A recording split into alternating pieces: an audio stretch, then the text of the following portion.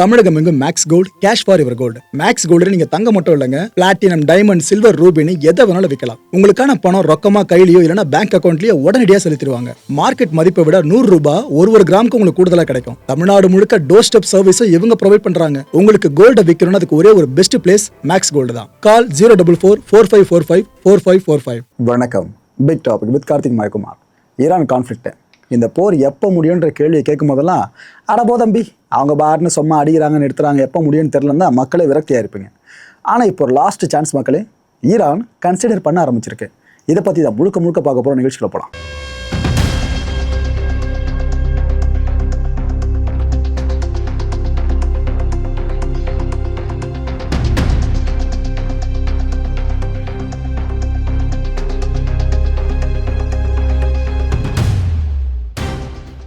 இந்த ஈரானோட capital Tehran இருக்குல்ல, அதுக்கு வெஸ்ட் பகுதியில் ஒரு ஷாப்பிங் சென்டர் ஒன்று இருக்குது.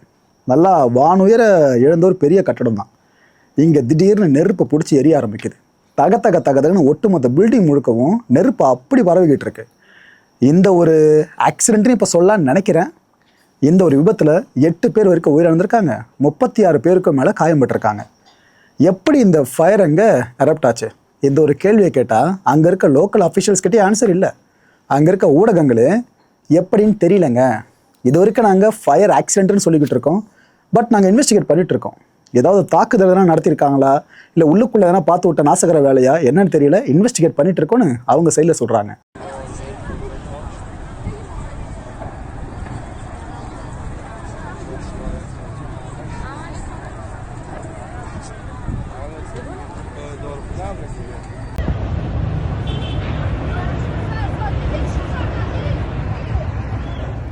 நான் ப்ரோ ஆரம்பிக்கிறப்ப பாசிட்டிவாக சொன்னேன், ஆனால் ஃபஸ்ட்டு அப்டேட்டு இப்படி நெகட்டிவாக இருக்குன்னு கேட்டிங்கன்னா, நெகட்டிவாக நடந்திருக்கு, நெகட்டிவாக கொடுத்துருக்கேன். இதுக்கப்புறம் கொஞ்சம் நல்ல செய்திகளாக சொல்கிறேன்.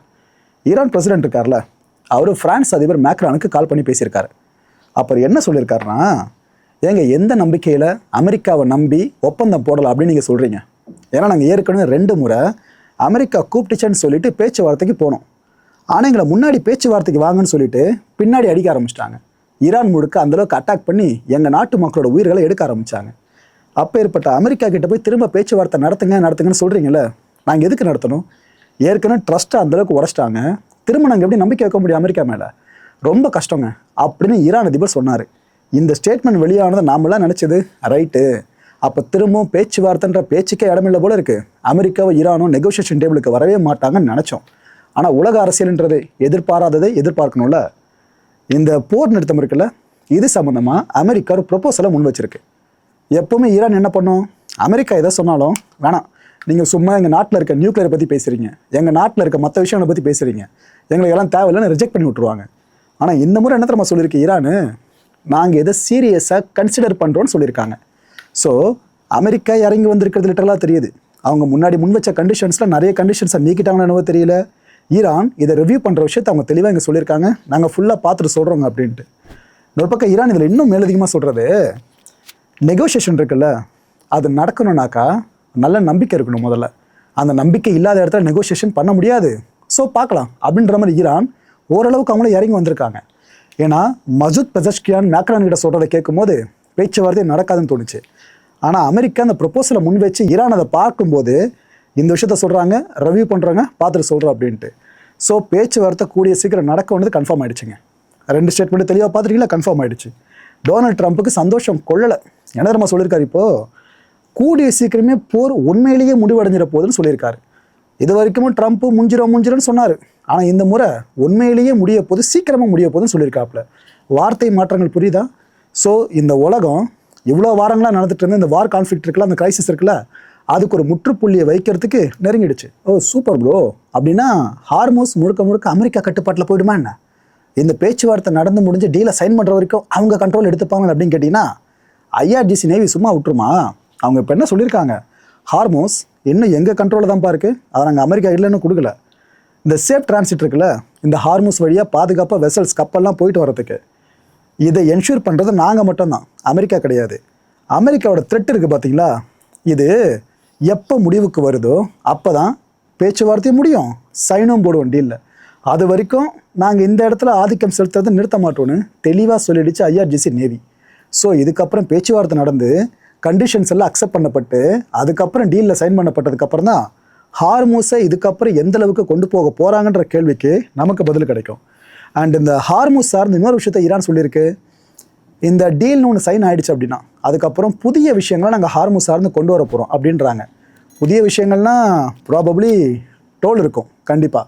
இதை தாண்டி எதனா புதிய பிளான் வச்சுருக்காங்கன்றது இனிமேல் தான் தெரியும். நெத்னியாகு இப்போ அமெரிக்கா சந்தோஷத்தில் இருக்குல்ல, சரி ஈரான் மனசு மாறுற மாதிரி தெரியுது, சிக்னல் விழுது அப்படின்ட்டு. இது இஸ்ரேலுக்கு கொஞ்சம் நிறையவே கலக்கத்தை கொடுக்குற விஷயம் இல்லை. யோசிச்சு பாருங்கள், அமெரிக்கா உதவி இல்லாமல் ஈரானை இஸ்ரேலால் என்ன பண்ண முடியும்? ஸோ அமெரிக்கா கைட்டு விட்டு போயிடுச்சுனாக்கா இஸ்ரேல் நிலமை ரொம்ப ரொம்ப கஷ்டம். அப்புறம் ஈரானை அடிக்கணும்னு கனவுல கூட அவங்க நினச்சி பார்க்க முடியாமல் போயிடும். நெட்னியாகு என்ன பண்ணிட்டு இருக்காரு, அமெரிக்கன் அஃபிஷியல்ஸ் கிட்ட தொடர்ந்து கான்டாக்டில் இருக்காரு. ஏதோ அமெரிக்கா ஈரான் டீல் ஏதோ போடுன்ற மாதிரிலாம் பேச்சு போயிட்டுருக்கு, ஏதோ நெகோசியேஷன் திரும்ப ஆரம்பிக்கிற மாதிரிலாம் போயிட்டுருக்கு. இதை பற்றி தினமும் எனக்கான அப்டேட்ஸை கொடுங்கன்னு அவர் தொடர்ந்து கான்டாக்ட் பண்ணிகிட்டே இருக்காராம். ஸோ இவர் இன்னொரு விஷயம் சார்னா பயப்படுறது என்ன தெரியுமா, ஒருவேளை அமெரிக்காவோட கண்டிஷன்ஸை ஈரான் ஏற்றுக்கிட்டா அமெரிக்கா பதிலுக்கு என்ன பண்ணும், ஈரான் மேலே இது வரைக்கும் போட்டிருக்க எல்லா சாங்ஷன்ஸையும் லிஃப்ட் பண்ணி விட்ருவாங்க. அப்படி லிஃப்ட் பண்ணிட்டாங்கன்னா இஸ்ரேலோட க்ரோத் இருக்குல்ல, இதை விட ஒரு படி மேலே ஈரான் க்ரோத் போயிடுமோன்ற எண்ணம் கண்டிப்பாக இருக்கும். ப்ரோ அதெல்லாம் வாய்ப்பே இல்லை ப்ரோ, இஸ்ரேல் எங்கேயோ இருக்குது, ஈரான் இங்கே தான் இருக்குன்னு நினச்சிங்கன்னா அப்படி மட்டும் தப்பு கணக்கு போட்டுறாதீங்க. நம்மளை ஆண்டுகிட்டு இருந்த ஒருத்தவங்கள தான் நாம் இப்போ ஆடுற நிலைமைக்கு வந்திருக்கோம். ஸோ எந்த நாடு எப்போ பெரிய க்ரோத்தை நோக்கி போகணும்னு சொல்லவே முடியாது. அந்த ஒரு கலக்கம் இவர் மனசில் இல்லாமல் இருக்கும். ஈரானோட ஃபாரின் மினிஸ்டர் சைனா கிளம்பி போயிட்டாப்புல. சைனாவுக்கு போன அவர் அங்கே இருந்தபடி நிறைய விஷயங்கள் சொல்லியிருக்காரு. அதை குறிப்பிட்டு சொல்லணும்னா, எங்களோட சைனீஸ் ஃப்ரெண்ட்ஸ் இருக்காங்களே, அவங்க ஒரு விஷயத்தை ரொம்ப ஆழமாக நம்புகிறாங்க. அதாவது போருக்கு முந்தைய ஈரான், போருக்கு பிந்தைய ஈரான். இந்த வாரம் ஆரம்பிக்கிறதுக்கு முன்னாடி ஈரான் இருந்தது, இப்போ கிடையாது, அப்படியே மாறி இருக்குன்னு சொல்கிறாங்க. அப்புறம் இதைத்தானே ட்ரம்ப்பும் சொன்னார், போர்லாம் முடிஞ்சிச்சுனாக்கா ஈரான் நிலைமை வேறு மாதிரி இருக்குன்னு. அப்போ ஈரான் ஃபாரின் மினிஸ்டர் ஆமோதிக்கிறாரான்னு கேட்டிங்கன்னா நீங்கள் அப்படி புரிஞ்சிக்கூடாது. என்ன சொல்ல வராப்புல, ஈரானுக்கு இவ்வளோ தான் பவர் இருக்குது அப்படின்னு பல நாடுகளும் கணிச்சுது.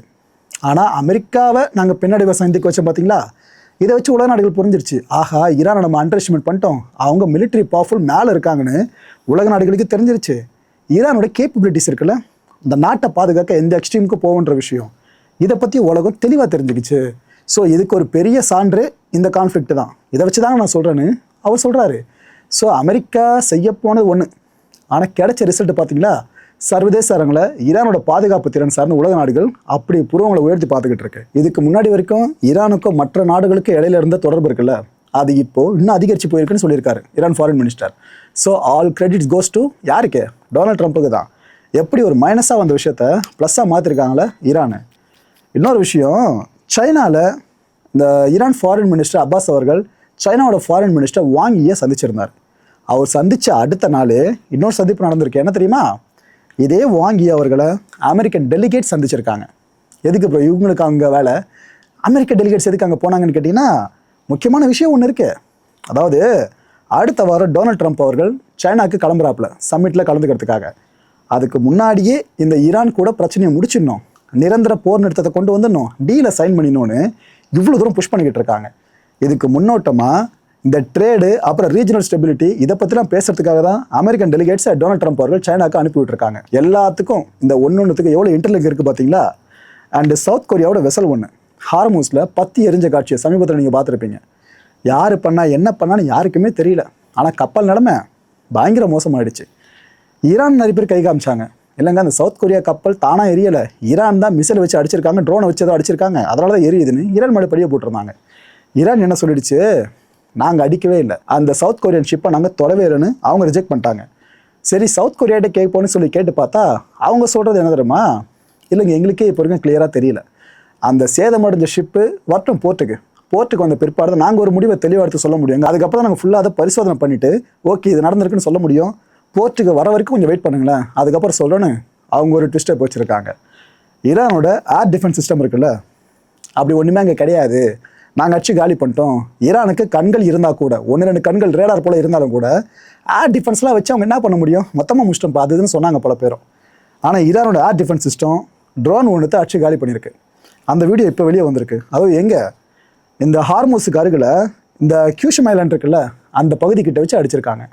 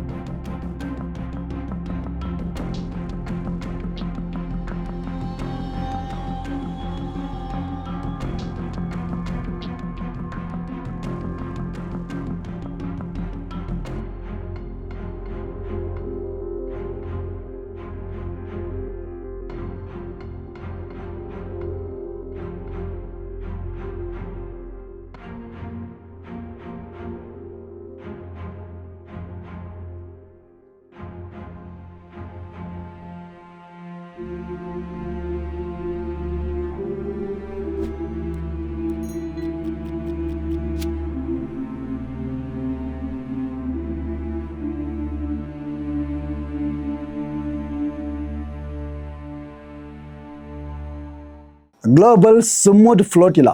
ஆக்சுவலாக இந்த காசாவில் இருக்க மக்களுக்கு தேவையான உணவுப் பொருட்கள், நிறைய ஹியூமனிட்டேரியன் கிரைசிஸ் சார்ந்த பொருட்கள்லாம் கொண்டு போய் கொடுப்பாங்க பார்த்தீங்களா. அப்படி நிறைய போட்ஸ் ஒன்று ஒன்றா கிளம்பும். அதை இஸ்ரேலிய ஃபோர்ஸஸ் வந்து இன்டர்செப்ட் பண்ணும். இது தொடர்ந்து நடந்துக்கிட்டு இருக்குல்ல. இப்போ சமீபத்தில் ஒரு விஷயம் நடந்துச்சு. இதில் கிட்டத்தட்ட 13 நாடுகளுக்கு மேலே கண்டனங்களை பதிவு பண்ணியிருக்காங்க இஸ்ரேலுக்கு அகென்ஸ்டாக.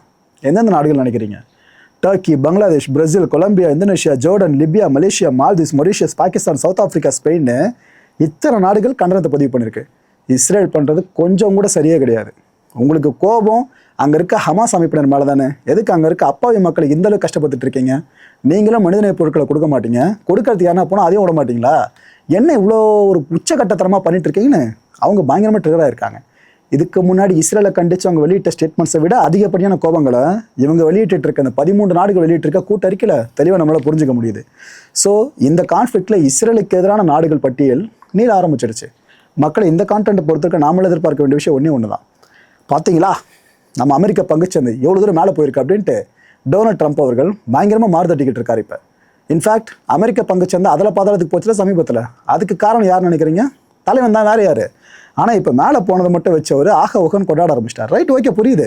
எல்லா தலைவர்களும் கிரெடிட்ஸ் எடுத்துக்க தானே பார்ப்பாங்க. நல்லது நடந்தால் நாங்கள் தான் பண்ணோம், கெட்டது நடந்தால் நாங்கள் அவங்க பண்ணாங்க கை காமிச்சு விட்ருவாங்க. அதான் அங்கேயும் இப்படி அவர் மாறுதட்டிக்கிறார். பார்த்தீங்களா, இது இன்னும் நீளணும், இன்னும் தான் பெருசாக நிறைய விஷயங்கள் பண்ணிட்ட மாதிரி சாதிச்ச மாதிரி ஒரு ப்ரொஜெக்ட் பண்ணிக்கணும் அப்படின்னா இந்த போரை முடிச்சு வச்சாலே போதுங்க.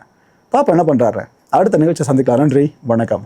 தமிழகம் எங்கும் Max Gold, cash for your gold. Max Gold நீங்க தங்க மட்டும் இல்லைங்க, பிளாட்டினம், டைமண்ட், சில்வர், ரூபினி எதை வேணாலும் விற்கலாம். உங்களுக்கான பணம் ரொக்கமா கையிலயோ இல்லைன்னா பேங்க் அக்கௌண்ட்லயோ உடனடியாக செலுத்திடுவாங்க. மார்க்கெட் மதிப்பை விட 100 ரூபாய் ஒரு கிராமுக்கு உங்களுக்கு கூடுதலாக கிடைக்கும். தமிழ்நாடு முழுக்க டோர் ஸ்டெப் சர்வீஸும் இவங்க ப்ரொவைட் பண்றாங்க. உங்களுக்கு கோல்ட விற்கணும்னு அதுக்கு ஒரே ஒரு பெஸ்ட் பிளேஸ் மேக்ஸ் கோல்டு தான். கால் 04445454545. என் அன்பார்ந்த மாயம் ஸ்டுடியோஸ் நேயர்களே, மாயம் பக்தின்னு ஆன்மீகத்துக்காக பிரத்யேகமா ஒரு சேனலை கொண்டு வந்திருக்கோம். மறக்காம சப்ஸ்கிரைப் பண்ணி அந்த சேனலுக்கு உங்களோட ஆதரவை மனப்பூர்வமாக தெரிவிங்க. வணக்கம் மாயம் ஸ்டுடியோஸ் நண்பர்களே. மாயம் ட்ரெண்ட்ஸ் அப்படின்ற ஒரு புதிய ஃபேஸ்புக் பேஜை ஓப்பன் பண்ணியிருக்கோம். நீங்கள் யூடியூப்பில் பார்த்துட்டு இருக்கீங்களா நம்மளோட கான்டென்ட்ஸ்லாம். இதெல்லாம் விட ஒரு படி மேலே ரொம்ப கிறிஸ்பாகவும் ரொம்ப சூப்பராகவும் நிறைய கான்டென்ட்ஸ் உங்களுக்கு இந்த பேஜில் காத்துட்டு இருக்குங்க. ஸோ உடனடியாக ஃபேஸ்புக் பிளாட்ஃபார்ம் போங்க, மாயம் ட்ரெண்ட்ஸ்னு டைப் பண்ணி சர்ச் பண்ணி நம்ம பேஜை ஃபாலோ பண்ணுங்கள். அப்படியே நம்ம சேனலையும் நீங்கள் சப்ஸ்கிரைப் பண்ணிட்டீங்க அப்படின்னா இன்னும் நிறைய புது புது கான்டென்ட்ஸை உங்களுக்காக ப்ரொடியூஸ் பண்ணி கொடுத்துக்கிட்டே இருப்பாங்க. நீங்கள் பண்ணுற ஒவ்வொரு சப்ஸ்கிரிப்ஷனும் எங்களுக்கு பெரிய மோட்டிவேஷனாக அமையும்.